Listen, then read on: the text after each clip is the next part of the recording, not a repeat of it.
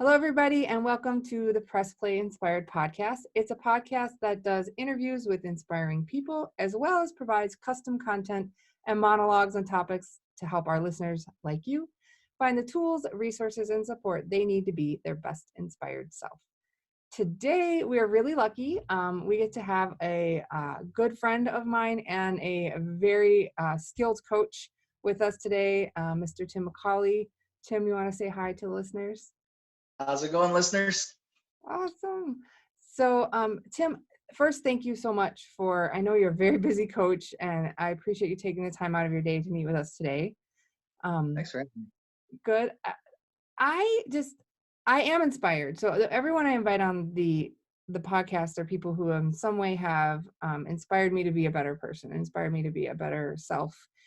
And we've known each other randomly through all kinds of craziness. I don't know, maybe 4 or 5 years, maybe. It's been a little while. I think it's been longer than that. I just got a memory when I was in Wisconsin with Spiros. It was 6 years ago. Yeah, so You like knew 6 me before years. that, right? Yeah. Yeah. So I was moving to Virginia after the trip from with. So I think you met me 2 years before I met Annette. So it's been about 8 years. Yeah. So okay, wow. So we're getting older. Thanks. Yay! Thanks for that one. No, I'm kidding.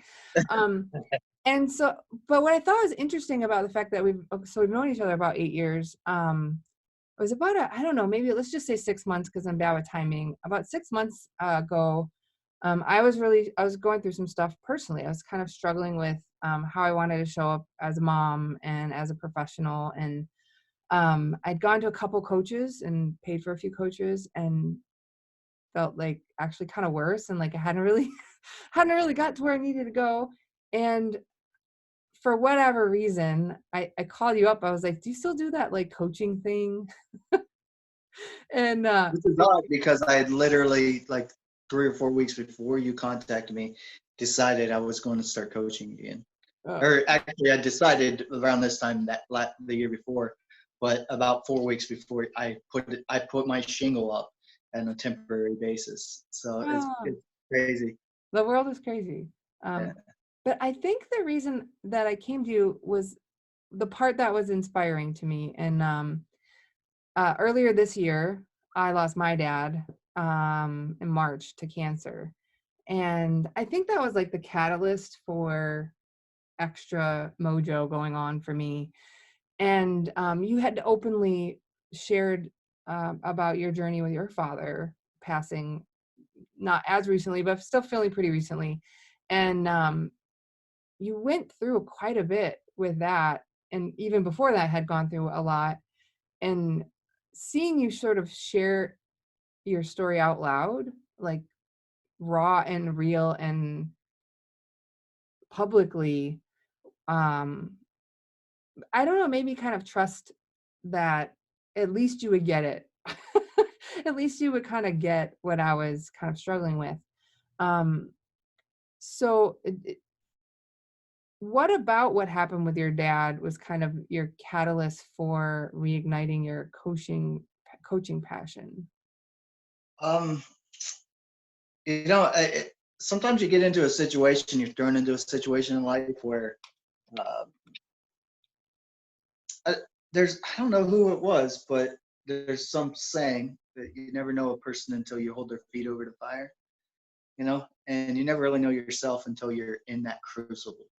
And I was living in Vegas with my wife when I got the phone call that my dad probably wouldn't make it through the weekend and I need to come home and say goodbye to him. And when I got home, he and I had been talking, and this was May 2nd of 2018. Since the beginning of the year, I called him every single day. He had chemo brain, so half the time he didn't even know he talked to me the day before. And I talked to him for a couple hours every single day that year. And we had discussed us moving out of the Vegas area into Texas area and then bringing him to Texas and helping him recuperate and recover. So when he saw me um, he it bounced him back to life, and that stubborn bastard lasted another 47 days. And my weekend trip turned into 47 days because I had made a promise to him never leave him in nursing care, a nursing home ever. And that was where we had to put him after he got out of the hospital because he wasn't strong enough to be on his own. And so I found a place where I knew the administrators, and they let us have a room where I had a chair next to his bed, and I slept in it and lived there. So seeing myself go through that, and my dad was terrible at taking care of himself before he got chemo brain. So when I showed up, I was dealing with like a lot of stuff.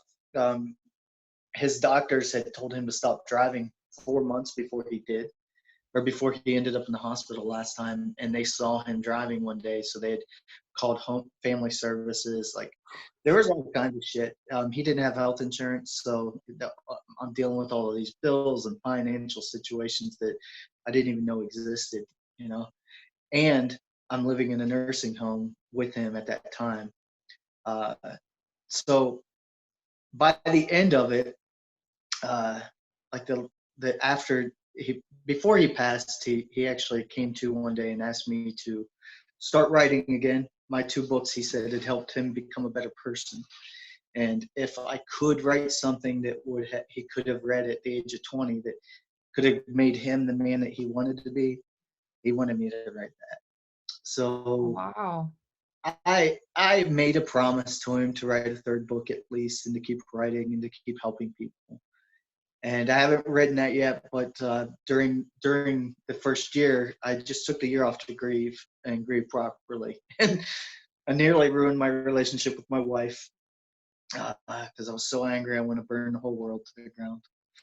And it, in the process of looking back over everything, and once I got kind of settled, I remembered a conversation I had with my uncle the day before I left Ohio after my dad passed, and he started calling me Superman.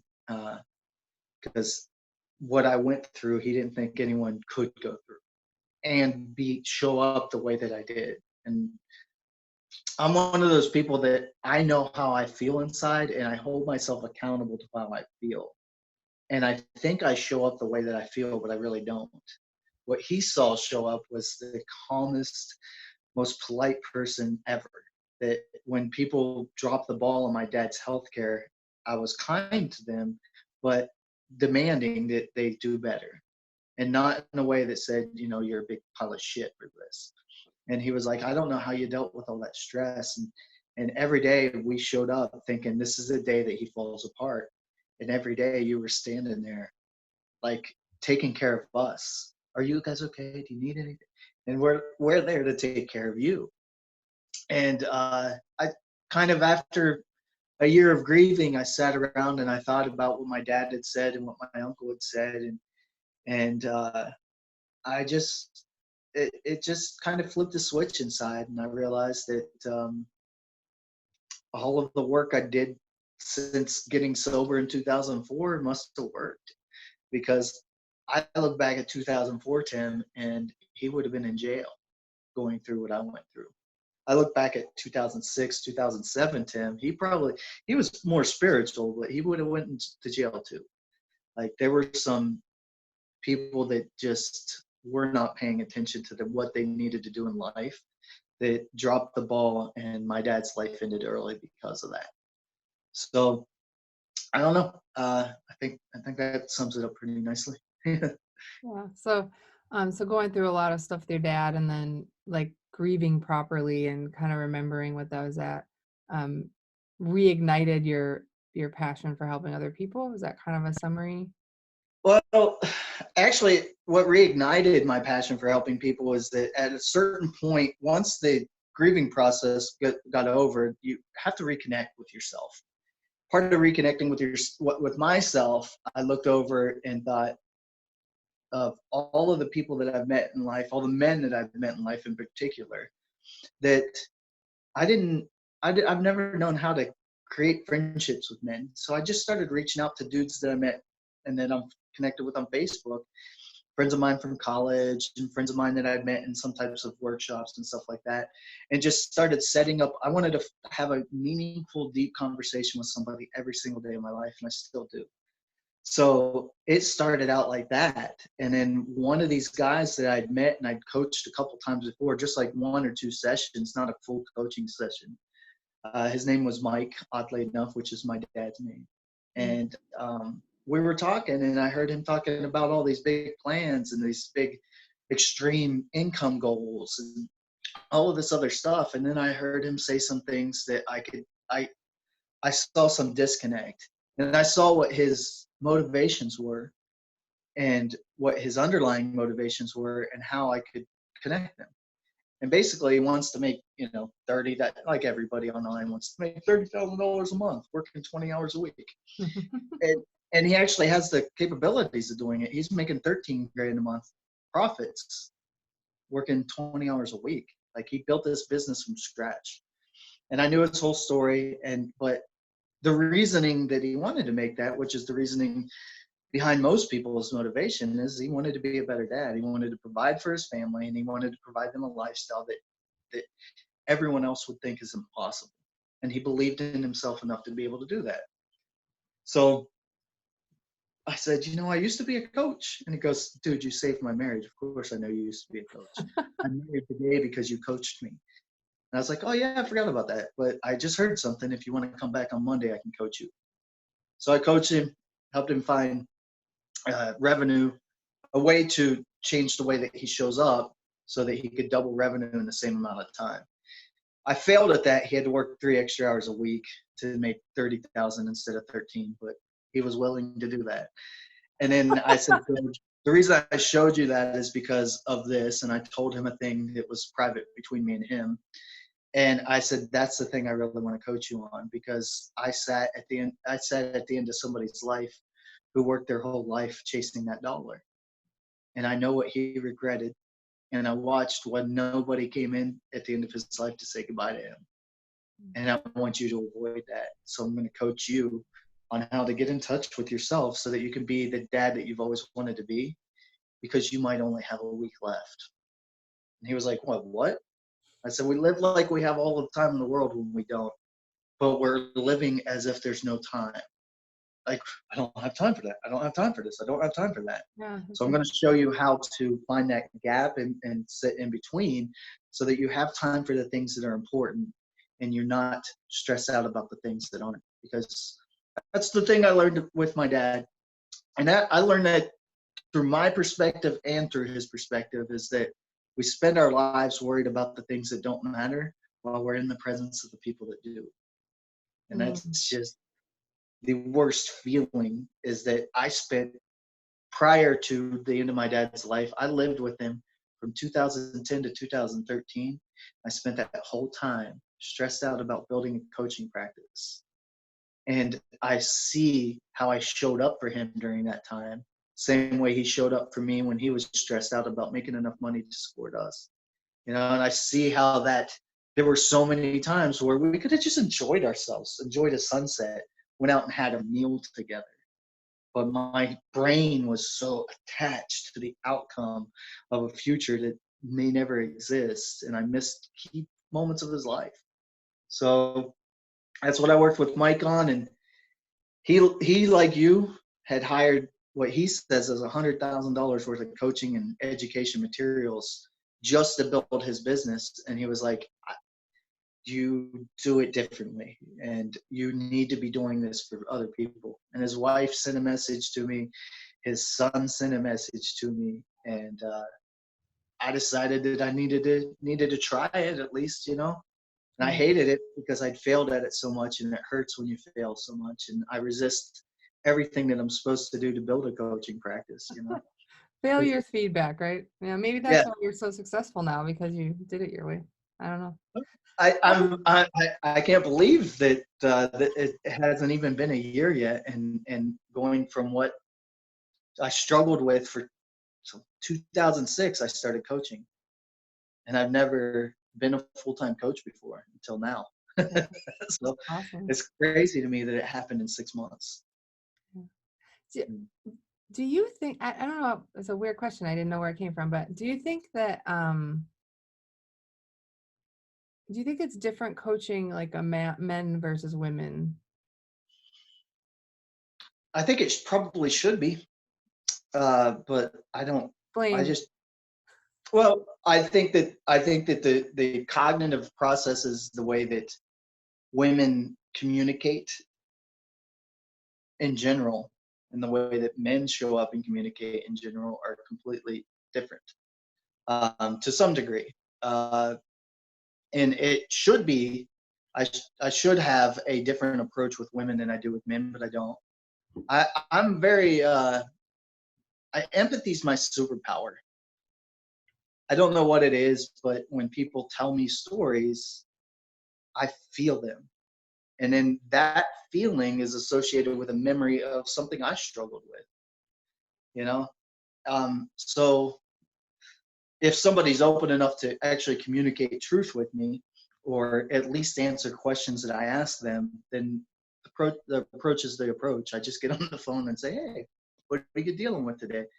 And then bring it back to what we talked about. And I somehow have this ability to connect dots that we're not, that most people aren't seeing, you Yeah. know.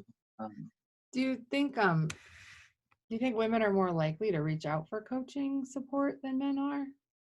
I know it's a generality. I'm just curious. yeah, I think so. I think I think women find anything like that more acceptable. Opening up, being vulnerable, talking about your weaknesses just doesn't come natural to most men. I think that that's why, and it's always been natural to me. I've always been a deep feeling man. I'm more feminine than most men, but my wife would disagree. She's like, "No, you're a No, you're pretty not. manly You're God. man." You know, but I actually cry more than my wife does. Things touch me deeply. They always have since I was a little kid. So um, I think like I went. One of my clients is has a manufacturing business here in the Dallas area where I live. That's why he reached out to me. He was like, "Oh, this guy." He heard me on a podcast, and he was like, "This guy lives in the area. Maybe I should talk to him." Yeah. So I started coaching him, and then he asked me to come in and talk to his people about coaching. And he sent out an email, and his business is mostly women admin positions, but there are men. And I think out of all of the men in his whole building, only two people showed up. And no, yeah, two men showed up out of the whole room. There were only two men. And when we walked around, there were 25, 30 guys in the building. So one of the two men actually walked out in the middle of the conversation too. Once I started talking about certain things, he was like, "This isn't for me," and walked away. Mm. So I think that yeah, when it comes to life coaching, when it comes to coaching on relationships and stuff like that, I think more women would. If I turn the conversation around to talk about manly issues, masculine identity, or making money, I think that more men would show up. But the way that I express, I can only express from a place of authenticity on something I've already not conquered, but already dealt with to some degree, and have a little bit of self-awareness around. So maybe a year from now, you'll see a conversation coming from me about building a business, about being financially successful.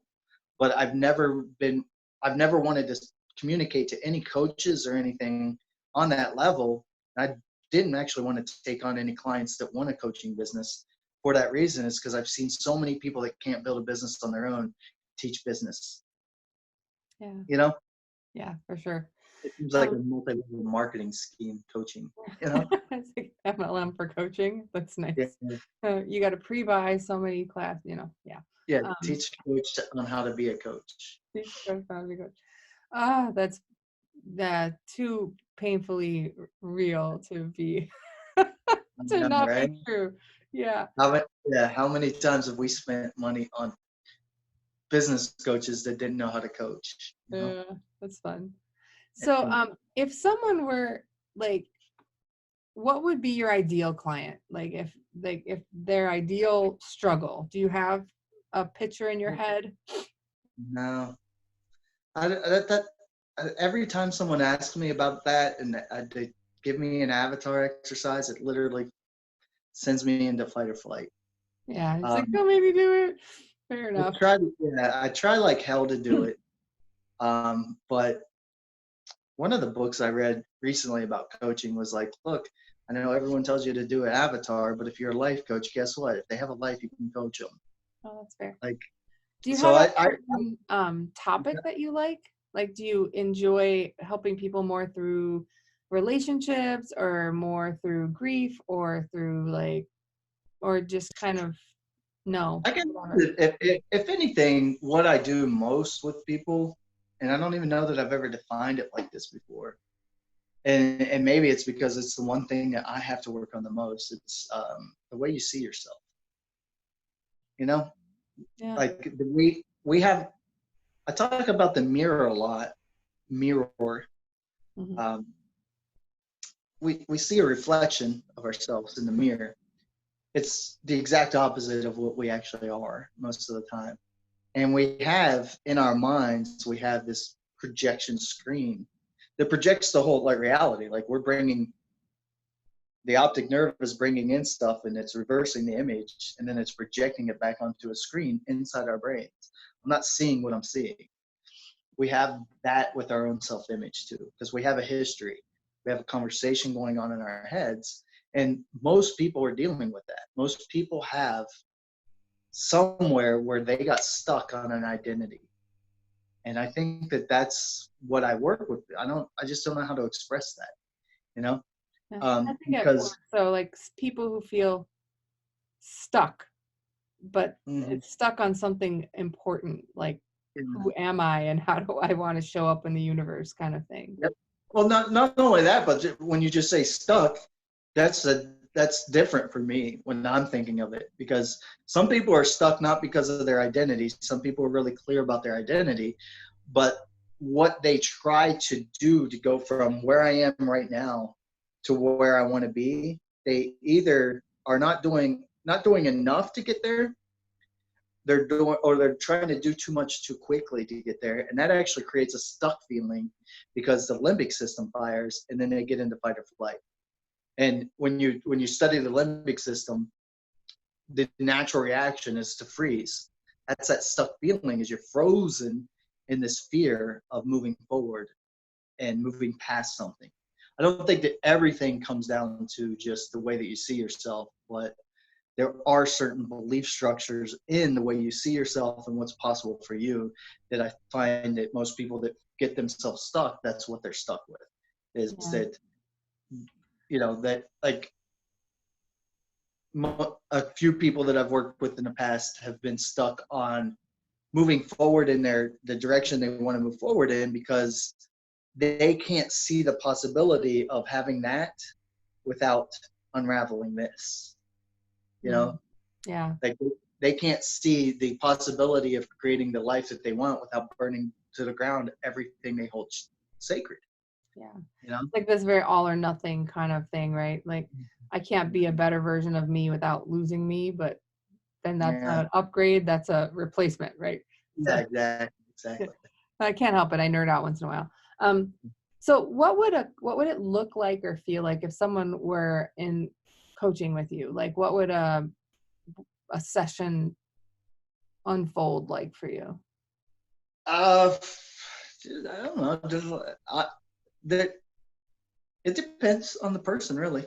Yeah, I mean, you've experienced like you. I'm sure there were times where there were days that you wanted to punch me in the face just because one. just what? Just one. Just one.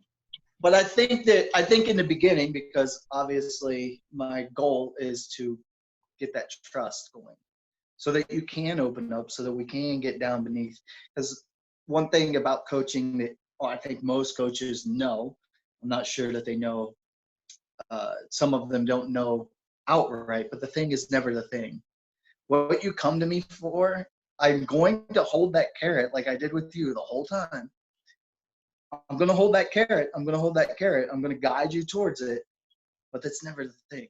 It's always something deeper and deeper and deeper, like Yeah, I'd Legos. say I feel that's true. I found a fair amount of my clients all come to me because I've 20 years in business, and they all come in business and leave through life, I say, because Like I've had painters that started painting again and writers who started writing again, and they all came to help them do better at work. Yeah. So it's like And the this, funny thing is they probably do better at work because they started painting. oh yeah, exactly. It had this like positive, amazing residual effect of, you Yeah, up but level one place, it up levels. I think I've been a bartender for most of my adult life. So I have that vibe. It's like pulling up to a bar and chit chatting with the guy that you trust. I like when you think of old school Sam Malone style bar. Sam, I'm having a problem, and he Yeah. works you through it with the most common sense solution ever, which is, stop it. That. Like, what do you think you should do? Yeah. Well, what do you think you should do? Yeah, well, I'll probably do that. Yeah, You sounds know. good. Yeah. But yeah, I think that most people, the feedback that I've gotten from clients is that, um, even though sometimes the way I come across isn't what they wanted to hear or the way they wanted to hear it, as even when I get up in their face and they get mad, they get to a point where they want to punch me in the face, they can still feel that I said it because I love them. They Yeah. still feel cared for, and they still feel that I'm still not judging them, So I think that I do get it in your face in a way that still won't feel judgmental because I don't care. Like I'm just pointing out what I see, Yeah. and I'm showing you the gaps that you're not seeing. And if that's how you want to show up, then that's fine. Show up like that. Just own it. Yeah. Yeah. Yeah. That's fair. I did some podcasts on this recently, and I think it's nearly my new mantra. I've been saying the only place for progress or healing is from a place of curiosity versus judgment. Yeah. Um, and I think that if I were to have to give the 13-second, like, why should you talk to Tim? I would have two parts of it would be, the first is he's authentic as F, whether you want him to be or not, which is actually honestly refreshing. And the second would be, we come at it different ways, but I would say you pretty much approach everything with, huh, that's interesting. Let's look at that a little more, instead of, oh. So when you say I don't care, I think it's more you're not attached to my outcome. Yeah, But that's you what I mean by care. that. I Yeah, care deeply. you I care care deeply deeply, but um you aren't like held down about under your the goals. water. What? I think you've heard me say this before. I really don't give a shit about your goals. I'm a Well, life coach who doesn't care about your goals. yes, yes. What I care about is what you find that you care about through our conversations. Yeah. And so I think it's interesting. 'Cause like I said, I think we come from different perspectives because um you do care. You just aren't gonna let us bull crap our way into, judge even the judgment part. You're like, I don't have to judge it. I don't really care. It's not good or bad to me. I've got good and bad in my past, and we're not having that conversation, right? You're like, we're having this conversation. So I think that you're an interesting mix of, you show up as you, and you don't judge any behaviors. I um don't. you're more I like, why'd you do that? Like, really, why? Not like why, but like, what can we yeah. learn Why about? would you do that? Why did you just do that? Yeah. And I think that during the year, I don't think I was like that before I went through what I went through with my dad. I think I agree. Yeah, because you remember me, right? Yeah. There was a huge shift in the year that between my dad and getting you as a coaching client, and during our sessions, I actually, because I take the responsibility of being anybody's coach to a degree that I don't know that might not always be healthy. Their clients don't know that you're going to take it that seriously. Yeah. Yeah, but I have to work on the shit that I don't want to work on when I have clients. That's why it's such a good business for me. It's because for me to find the edges of my potential, I got to bring people to find the edge of theirs. Yeah. So what I learned the best lesson I learned, and before I wanted to be a coach, the thing that I learned about vulnerability is that when I look in the mirror deep enough and I work on the shit that I need to work on so that I can be the man that I want to be, not the man that, like, the man that I want to be is freaking 10 times greater than the man my wife would even want. Like, I am the man that she's dreamed about, is what she tells me. She, every now and then when I'm being so hard on myself, she's like, Tim, you're everything I've ever wanted in a man. Like, You're already stop. my perfect, so chill. Yeah. And I'm like, no, it can be better. It will be better, damn it. I will make this better. And she's like, I don't want any of that. And I'm like, but you deserve it all. You know, and I'm going to get it. And then I hold myself accountable to getting the stuff that she doesn't even want. It's hilarious. But while working through some stuff, before I got to the point where, okay, I'm going to set my goals again, I'm going to set them high. Not goals. I'm going to set my vision, and I'm going to work towards that. I got to this point where the judgment slipped away because I realized that there's just some cognitive reasoning cause and effects inside my brain that make me behave certain ways. Road rage or frustration, blowing up at my wife, or any of those kind of things. And there's a prediction and response mechanism in my brain that if I create my day in a certain way and it changes, biochemically changes somehow, if I support myself in a certain way, those things don't take over. So if that's true for me, it's probably true for you. It's probably true for that other person. So when I see people doing stuff and I notice it, I judge the fuck out of the behavior, but I don't associate it with the person. Yeah. It's just behavior. It's Charles Duhigg showed it in the habit loop. 40 to 60% of our lives are on autopilot. So if that's true, what we're judging is not each other. We're judging Like automatic lizard brain. responses to stimuli. Yeah. That's all we're judging.